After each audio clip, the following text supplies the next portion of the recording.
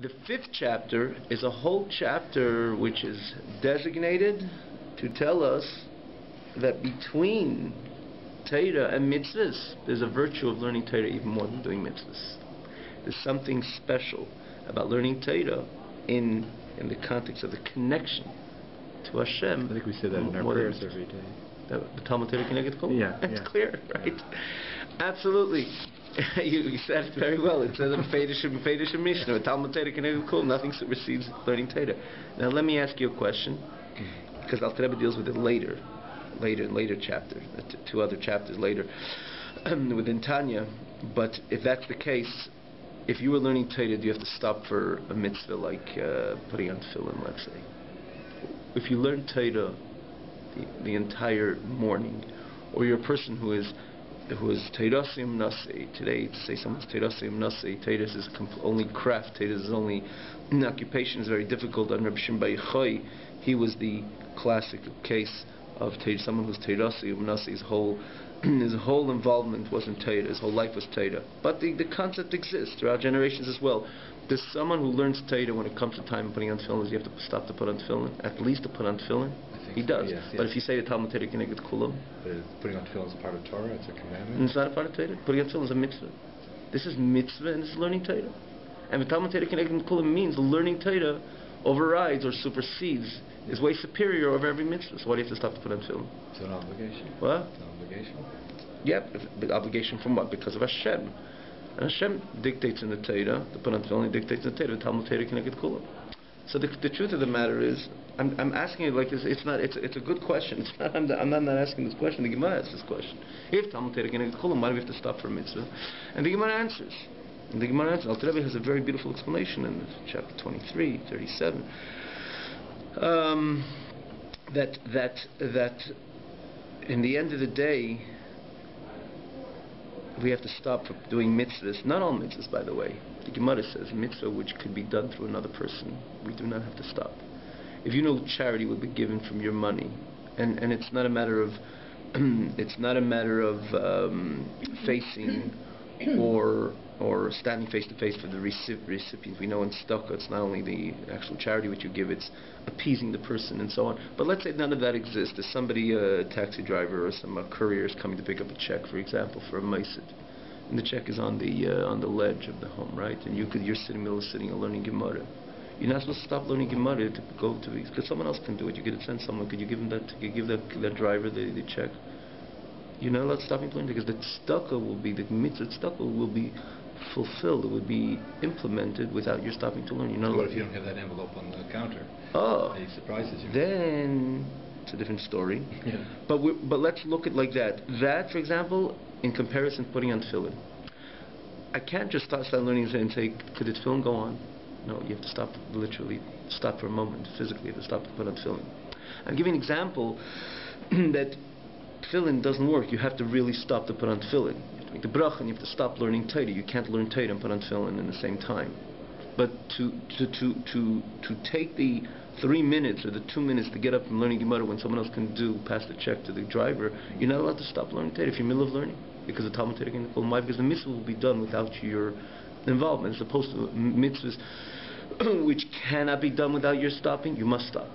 And Alter Rebbe explains that because ultimately the Eibishter created the world for the purpose to have a dira b'tachteinim, in other words, to have this physical world be a dwelling place for him. And limud Torah ultimately does not accomplish that mandate. In other words, that doesn't accomplish that fulfillment of that mandate, because learning Torah, as much as we learn Torah with our speech, with our thought, but not with our action. And Hashem wants the transformation of the world of action, or the physical world via our action, and that should also become godly. So we have to take the step ahead and also get involved in the mitzvah. And we have to, if it cannot be done through someone else, we have to stop learning Torah. But again, Alter Rebbe explains it in length. But if you just, what Alter Rebbe is explaining indeed in this perek is, so again, when a mitzvah cannot be done through others, we have to stop based on this. Like I say, there's a beautiful mishalim, or even within Torah, to explain what is this dira b'tachteinim, in other words, making a dwelling place for Hashem, Okay, in the overall, this is what it is. We deal with the physical because that's the point where we initially came down to this world for. So we have to stop learning Torah. But again, we'll learn it when the chapters we deal with this question and the explanation of Al Rebbe, what the Gemara says that a mitzvah cannot be done through others. We have to stop. But in this case, in this very pedic, in this very chapter, without dealing with that Gemara, if we have to stop for this mitzvah, that mitzvah, just looking at the two mitzvahs and Torah. Mitzvahs and Torah, they're both have in common that Hashem placed Himself in both. Yet, there's a virtue of learning Torah over Kiyum mitzvahs based on the Talmud Torah Keneged Kulam, which is this is the halacha. But what is the meaning of why? And what's the explanation why the Talmud Torah Keneged Kulam? In other words, in the union with Hashem, here we just said when a person does mitzvah, he's completely encompassed, completely surrounded with the reality of Hashem, with the essence of Hashem. And apparently when someone learns Torah, the same thing is transpiring, the same thing is happening. So why is the Talmud Torah Keneged Kulam? What's the virtue of learning Torah over mitzvahs? So here the Alter Rebbe is going to explain in this chapter what is the advantage of learning Torah over mitzvahs. Therefore, if you think about it, based on this chapter, in the whole of reality, from Gan Eden to Elam Haba, there doesn't exist a union with Hashem greater than learning Torah. It doesn't matter what part of Torah. It's a Medrash, a Mishnah, a Gemara. There's nothing greater, there's no greater union with God. And what part of God, the essence of God, more than learning Torah, even more than mitzvahs. Because greater than Gan Eden, for sure we said Torah mitzvahs, both of them are greater than Gan Eden, like we said. Because Torah mitzvahs, hi, how are you? Torah mitzvahs because Torah mitzvahs are, it's the etzem of the Shekhinah, the Hashem Himself. Why in Gan Eden it's just the ray of the Shekhinah, it's just the ray of Hashem. But so that has that Torah mitzvahs both have in common. And as we learned last week, that's a given. So between any connection of any malach, any neshama, any level in the heavens above, nobody connects with Hashem more than the yidula, which is putting on tefillin, or does this mitzvah, or the lulav and Esther, getting matzah, or learns Torah. That's a given. That's what we had last week, because this he connects to the essence of Hashem. This week we're learning that between Torah and mitzvahs there's advantage learning Torah mitzvahs. In what? In the union, in becoming one with Hashem. And I'll just explain why. Basically, I'll just say it orally a little, just to get the flow. The flow, as Al Rebbe is basically saying, is as follows. When a person does, we said the whole time that Hashem, when a person does mitzvah, the whole entire neshama is involved in it, or the whole being of the person is encompassed with Hashem, because a person, Hashem hugs him. Literally, someone embraces somebody, so the person who is embracing is surrounding the person who's being embraced. When a person does the mitzvah, Hashem hugs him, he hugs Hashem. But the lashon of the pasuk is that Hashem's tzuri echsebei, Hashem's shield, he's covered, he's surrounded, comforted by Hashem's shield. So what's happening is that Hashem is encompassing him, Hashem is surrounding him. When a person learns Torah, there's two things happening. The Hashem, the energy of the essence of God, is surrounding the person, and simultaneously the person is surrounding, embracing Hashem, which means Hashem goes within and Hashem is without. That's such a union of Rebbe said expressions of it physically. Physically it cannot be. That there should be a union between two objects, that it should be surrounded and surrounding in the same time. It's impossible. It's impossible. If I'm going to put the keys inside here, so this is surrounding the keys. If I have a bunch of keys, true, I could surround this wallet, right, or this pouch, right? But it cannot happen at the same time. Or the keys are going to surround it, or it's going to surround the keys. It cannot be simultaneous. Someone asked me the other day, what if you put a cup of water in a barrel? The water is surrounding the cup, and the cup is surrounding the water. But it's not a question. Because the water which is surrounding the cup is not the same water which the cup is surrounding. There's the outer water and the inner water. In other words, if you looked at the water itself, the outer water is just surrounding the cup. And the cup is just surrounding a different set of water. This is the cup with the water which is in the cup. It's not surrounding the same cup. The cup is not surrounding the same water which is surrounding it. Right? To the exclusion, and the Alter Rebbe says, Begashmis physically doesn't exist. To the exclusion of Limdat Torah. When a person learns Torah, the energy of Hashem is surrounding the neshama, is encompassing the neshama, is embracing the neshama, in the same token, in the same time, simultaneously, the neshama is surrounding, is encompassing the same energy, the godly energy which exists in Torah. So a union from every side, a union, and it's again simultaneous to be embraced and being being embraced and embracing in the same time doesn't exist physically. In other words, that's the greatest union which can ever exist between two separate objects. And in this case, when you're dealing with a Yid which is learning Torah, the fact that not only does Torah have the common denominator with mitzvahs, like mitzvahs, that the energy of God surrounds the person. More than that, the energy of God goes within the neshama. Within the neshama means the neshama, hence the neshama is surrounding the Torah. So that union just exists by Limdat Torah.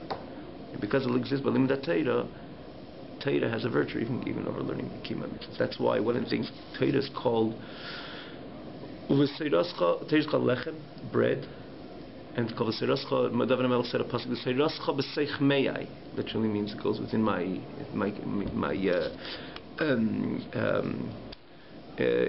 within my intestines.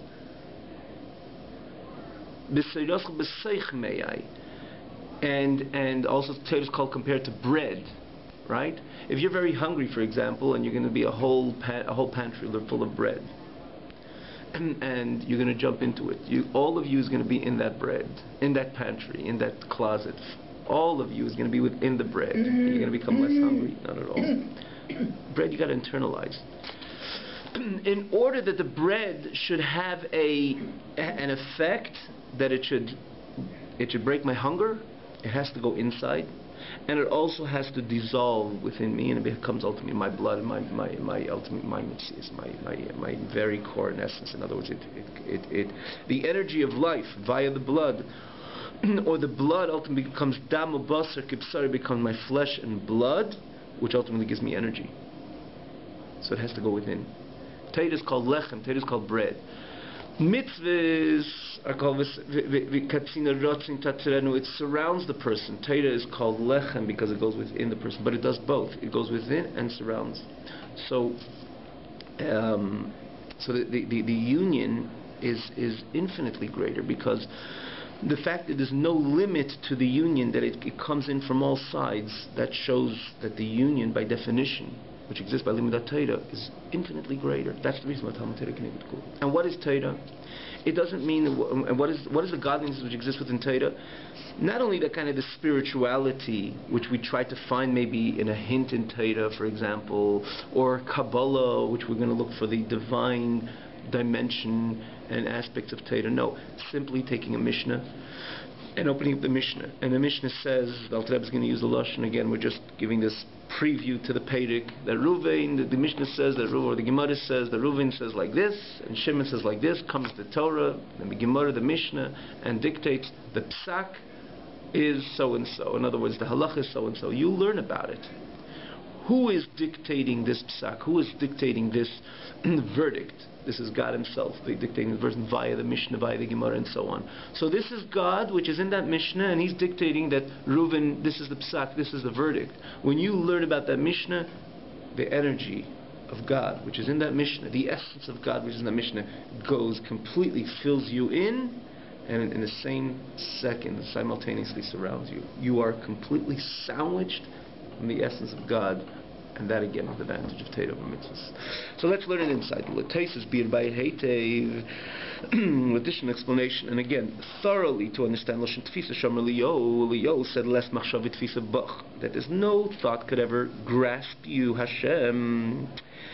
And how do we conclude the statement in the previous chapter, which we learned last week, that When could we grasp Hashem? When we learn Torah and we do mitzvahs, right? Without Torah. Without Torah, no one could ever say, I understand, I perceive God, or I grasp God.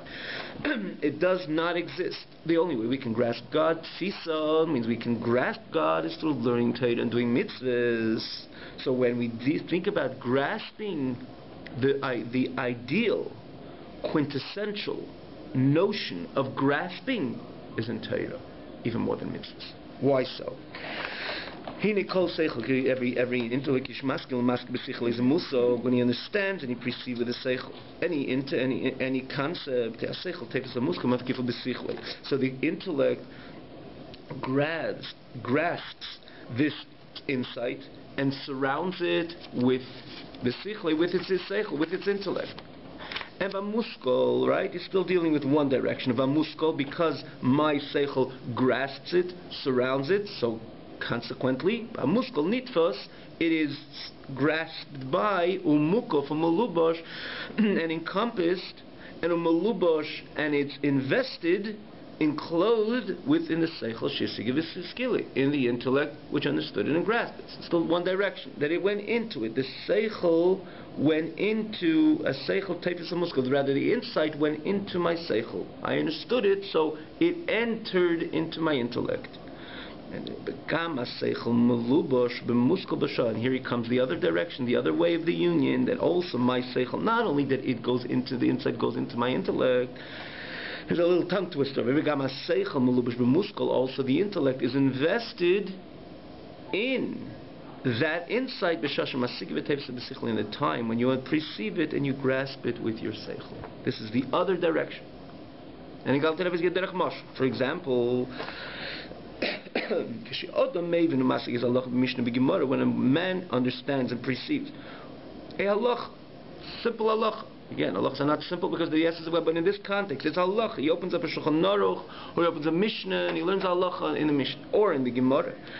Not sure you have Buri to understand it thoroughly, right? Because remember, we said this at a time, that learning is not to Tehillim. When you have to learn something, you want to be Mekayim, it's Talmud Torah, you ought to understand it in order to fulfill this mitzvah. You can't learn a Gemara, or someone's going to say, oh, the Gemara, God, I believe everything what it says over here. Close the Gemara, that was my daf hayemi for the day.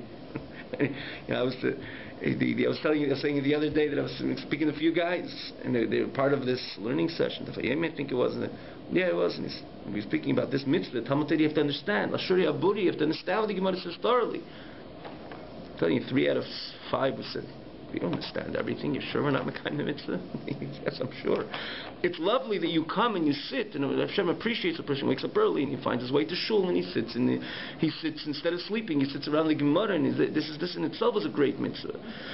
And a great appreciation of the heavens above. People come and sit and learn, but we're not dealing with that. We're dealing with the mitzvah, solely focusing in the mitzvah of Talmud Torah. Learning Torah means you got to understand what you're learning. There's a kasha. What's the kasha? What's the answer? What's the halacha? What are we learning over here? So because we're dealing with thoroughly understanding them, and that's what we're kind of the mitzvah of Talmud Torah, right? So getting back to what he's saying over here, that when a person learns this halacha in the Mishnah or Gemara, lashura aburia, which means I understand it thoroughly, what's happening at that time? These two things are happening. One, sichlei tevis and makifai, so his intellect grasps and encompasses this insight of the Mishnah or Gemara or the Halacha. Now what happens is as well that not only this seichel, your seichel encompasses, surrounds that Halacha, but your seichel entered into the Halacha as well. Now who's surrounding who? The Halacha surrounding your seichel. So in the simultaneous to your seichel surrounding the Halacha, so the Halacha is within you. More than that, you entered into halacha. Your seichel enters into halacha. Now, what is this halacha? And ba'isa shah, again, in the same time, simultaneous to again, you encompassing the halacha encompasses you. And what is this halacha? The halacha is chachmasir etzein shel HaKadosh Baruch Hu. This is the wisdom and the desire of the Holy One, blessed be He. This is God. The halacha is God, like we said, because Hashem anon nafshi k'savis yahavas. Hashem placed Himself in the Torah. She'ola b'tzein aroused in Hashem's desire. When we say it's the desire of God, means that she'yitenu v'nkach, you open a Mishnah or open a Gemara, or a Sefer Halachos, and it says that if Reuven is going to say so and so, derech mashal is an example. V'shimon kach v'kach, and Shimon which is again standing in opposition to Reuven, who says, I say so and so. So psak b'neim kach v'kach, that the verdict is so and so. And Alter Rebbe says interestingly, when it comes to learning Torah, this particular case which you're learning about never had to be, because we're not dealing with the dimension of mitzvahs or that the perspective of the ma'aseh, the action, the mitzvah, which is something which we deal with in this physical place and time. For example, matzah we eat on Pesach. Sukkot, we sit in the sukkah on Sukkot. Mitzvahs are associated with time and place. They're in this realm, in this world. Torah is transcendent in the case also. Just we're talking about seichel, just to not move off much. But for example, someone learns the Gemara, takes the Gemara, Sukkah or Mishnah, Sukkah is the middle of Cholamayit Pesach, and he learns. Is Mekayim the mitzvah of Talmud Torah? Absolutely. Right? And you take the Gemara Pesachim in the middle of Sukkot, and you learn the Mishnah about dealing with Pesach in the middle of Sukkot. You learn absolutely sure you fulfill the mitzvah, because Torah is transcendent the time and place. But here he's coming from a different angle, the same idea. But from a different angle, it says, this case which you're learning about, you open the Mishnah, and Reuven said so-and-so, Shimon so-and-so, and so Torah dictates, which is via the Mishnah, the Gemara, that the verdict is so-and-so. It not necessarily ever has to be. It never was, it never is, rather it's not something which is you're dealing with right now, and it never will be. Irrelevant completely. Because here you're dealing with Torah.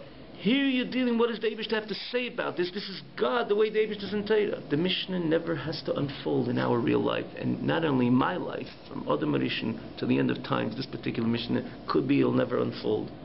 It's because it's irrelevant. Even if this never was, never will be forever. They'll never come to court. They'll never and never present their cases in this manner, in this fashion, the way the Mishnah deals with it. Mikol Makim. Nonetheless, irrelevant to the fact that it never be. But mi'acha, right? We go to the next page. Because this is what aroused in Hashem's desire and Hashem's wisdom. Again, of the Holy One, blessed be He, of God, of Hashem. That if He's going to say so, and this one's going to say so. Yapsakach. Torah says that the verdict would be so and so. Hooray, that when you learn it, you engage with that halacha, which means when you know and you perceive with your intellect this psak, like as halacha which is presented in the Mishnah or laid out, right, in the Mishnah or Gemara or in Poskim. At that time, what is happening in Masa is a masik v'teifes and makib b'sichlei. You are grasping, perceiving and grasping, surrounding with your intellect what is in your intellect, the desire and the wisdom of Hashem, because you surrounded that halacha, that insight, that halacha went into you. And what is it? And what is that halacha? What is it that on its own, less machshavet tfisabei, nobody, no thought on their own could ever grasp Hashem, and not only Hashem Himself, on its own, no thought without the Torah, without Hashem giving us nasan lanos Torah, without giving us the gift of connecting ourselves through Torah, never could the most brilliant mind can never grasp Hashem. And again, by definition, we are part of creation, created beings, and Hashem is the creator. It's impossible that any mind, even the most lofty, profound, and holy mind, could not grasp Hashem on his own. Not Hashem, not His wisdom, not His desire, which ultimately won, as we said quite a few times. The only way we can grasp Hashem is learn that halacha, to go on a mountaintop and start pondering and contemplating about this great God. You've not gotten close to one iota. Because of you, a mind, even the loftiest, most profound and deepest minds cannot grasp God. Again, because He is the Creator. He is the infinite Creator. And we are finite beings, and even again, spiritual, celestial beings, but nonetheless, in comparison to Hashem, nothing could ultimately grasp Hashem. The only way we could connect to Hashem is where Hashem placed Himself. Again, that's why it's a matana, that's why it's a great gift to Torah, that other than that, we would never, ever have a connection to this God. And Hashem put Himself in the Torah mitzvahs. Again, the common denominator between Torah mitzvahs that we both connect to God, but in this case, He's talking about the virtue of Torah. The only way, ki'im, the only way that we could be tofes, grasp God, is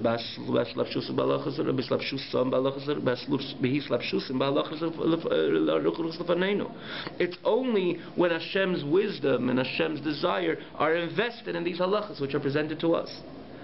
So at the same time that your intellect is surrounding this halacha, begam sichle melubish bahem, also simultaneous to the same time, your seichel in the same moment, in the same experience, to say it better, your intellect is invested in the halacha. The who, and when we read this, we understand that it's a yichud nifla, it's most wonderful unity, which doesn't exist, shein yichud kamayu, that there's no other union and unity which exists, and not only that, v'leike erki, nothing close, nimtza klal b'gashmis, that's something which we could, it's not found in this, in our physical reality. It doesn't exist. Or you're surrounding something, or something surrounds you. It cannot be in the same time. That it shall actually become united from every side and angle. It doesn't exist. Only where does it exist? Only within Torah. And that is the greatness of, we have this next over here, and that is the greatness of learning Torah. Bezais.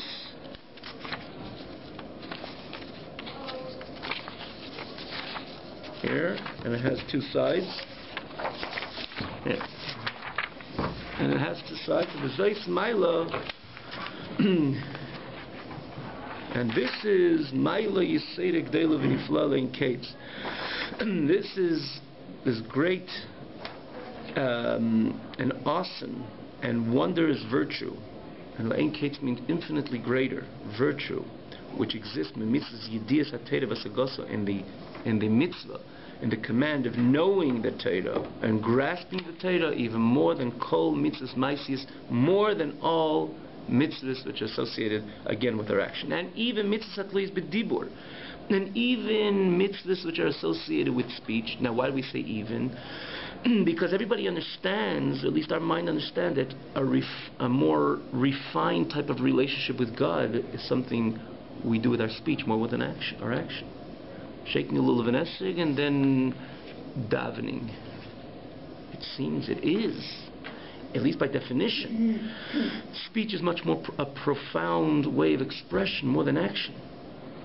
So the greatness here, we're not talking about learning Torah, the dimension of learning Torah with you, the idea of just knowing Torah. I know what that Rambam is saying. I know what that Mishnah is saying. I understand thoroughly what that Gemara is saying. That union does not exist even in mitzvahs, and not only in physical mitzvahs, which is mitzvahs again associated with the physical, which is like Lulav and Esther, even someone is an example, which is a mitzvah done physically, but even a mitzvah which is done with speech, which is again more refined expression, more an edler expression that a person expresses his connection with the Kodesh Baruch Hu, like he benches or he davens and so on. Knowing Torah is even greater than that. And here the Alter Rebbe says more so. Even regarding the mitzvah of learning Torah by speech. Now, what do you mean? How could learning Torah be greater than learning Torah? He says learning Torah even greater than learning Torah, right? Even the mitzvah of oral Torah study. How does that work? The answer is, let's look at the words. Mitzvah Talmud Torah shebedibur. We know in Torah there's two dimensions. The perfect scene of the perfect scenario of fulfilling the mitzvah of learning Torah, he understands what the Mishnah says, he also verbalizes the words of Torah. The Gemara says, that the one who, the Chaim, true life, one gains, the energy of life which he gains learning Torah is when he verbalizes with mouth. You go into Beis HaMedrash, you hear guys, Rabbi, it only exists really learning Torah. You walk in a library, any other study. You'll never hear people opening their books and saying, this professor said like this. You never see that chayis. When you go to Beis HaMedrash, people are speaking, Rabbi, Rava, what's this all about? And really it doesn't really exist across any intellectual pursuits and studies. It doesn't exist. You'll never walk into any study hall which is not associated with learning Torah, and you hear that voice, people speaking. Yeah, people talk with each other. What this George, this saying, that saying, but this saying with such vigor and such energy and such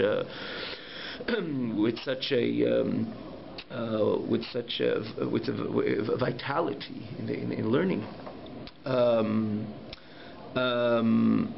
The answer is, why is it like that? Because in mitzvahs, learning Torah, there's a mitzvah to verbalize the words of Torah. There's a mitzvah to verbalize the words of Torah. So you can't still open up a Gemara and say, I'm Rabbi, I'm Rav, I don't understand what I'm saying. So you're saying Tehillim very loud. No, that's not the mitzvah of Limud Torah. First and foremost, you got to understand what you're saying. As we said, this is Talmud Torah. Talmud Torah is Limud Torah. You got to understand. In the same token, there's a mitzvah of not only understanding but verbalizing the words of the Torah as well. To say the words. So the right way is to say and to say it again, or to say it every word clear and then explain something. People explain themselves also, even without a chavrusa, and they say it to themselves. Abaya asks, and Rav answers, and so on. That's the mitzvah of Limud Torah. So what we do see over here, what the person is exercising at that moment when he learns Torah, the perfect way Torah wants a yid to learn Torah, in two ways. So there's two dimensions of his learning. One dimension is that he's understanding what he's learning, and the other thing is he's verbalizing these words of Torah. So Dr. Rebbe is saying over here is the knowledge, the understanding of the Torah is greater not only than shaking a little of an esrog, and not only than using your speech, again your relationship with God like davening or saying a bracha, but even greater than the dimension or the expressing and verbally expressing the words of Torah dimension which exists in Torah itself. In other words, if you want to break up the two, the fact that I know what I'm learning, the idea, the knowledge in what I'm learning, and the other dimension of the same exact mitzvah of verbally uttering the words of the Torah that I'm learning, which one of the two is a greater union with HaKadosh Baruch Hu? The fact that I understand. Because the fact that I'm saying the words, that's kind of the mitzvah dimension of Torah. The fact that I understand, that's the Limudat Torah, the Talmud Torah dimension of the learning. Is it clear? The mitzvah, in Torah itself, there's two dimensions. There's two dynamics in Torah. Understanding what I'm learning, and then there's the mitzvah of learning. How do you do the mitzvah of learning Torah? Not only understand, say the words loud. That's the mitzvah. But because we're saying the whole time over here that the learning dynamic or learning the Torah is so much greater than all mitzvahs, not only greater than shaking the lulav and esrog, greater than the mitzvah dimension which exists in Torah itself. Greater than the verbalizing the words of Torah. That's what he says. Mitzvah, afilu mitzvahs Talmud Torah should be dibur. All through all the mitzvahs which are associated with speech or ma'aseh with actions, HaKadosh Baruch Hu malbishas hanefesh. Hashem surrounds. Remember, it's only a one-way union, one-way unity. That then Hashem malbishas hanefesh, like we learned last week, Hashem encompasses the soul. Umakifayit Hashem, and the light of Hashem surrounds it from head to toe. We said last week, Tzuri Echsabai. Tatzina Ratzon Tatzina, it completely surrounds the neshama. But the b'diyas HaTorah, additional to the seichel, my intellect is invested in Hashem's wisdom, which again, that is the common denominator which exists with all mitzvahs. If my intellect is in Hashem's wisdom, so hence Hashem's wisdom is surrounding me. But here we have the other virtue which exists in Torah. Also the wisdom of Hashem is within me. So I am surrounding the Chachmas Hashem. It's a double-way unity that only exists in Torah. Have a great evening.